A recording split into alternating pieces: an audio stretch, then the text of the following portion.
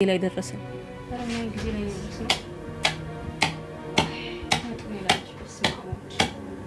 ከዚህ በኋላ ለማይ አንድ መልስ ብትሰጫት እንደሚቀጠቅጠሽ ወቂሽ። የማትረቢ ጉረኛ። ዝም በል አንተ ማፈር የደሃ ልጅ።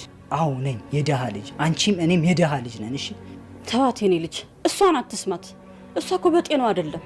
ጭራሽ በሽተኛ አደረግሽኝ። በሽታዬ ከደሃ መወለዴ ብቻ ነው። እሺ እሱም ካንቺ መወለዴ ነው በሽታዬ። እወቂ። እናትሽ እኮ ነኝ እኔ። ባንቺ አላፍርም። ቆይ ለምንድን ነው በእኔ የምታፍሪው አንቺ? ደግሞ ልንገርሽ፣ ከዚህ በኋላ በየመንገዱ ልጄ ናት የምትይውን ታቆሚያለሽ። እሺ ይኸውልሽ፣ እናትሽን ስትንቂ ራስሽን ነው ሸናግሽ። ደግሞ የሰው አትመኝሽ። ድህነት በራስ ጥረት ነው የሚሸነፉ። ሳኩል እስኪ አሸንፈውና እንይሃ ዘላለማዊ ደሃ።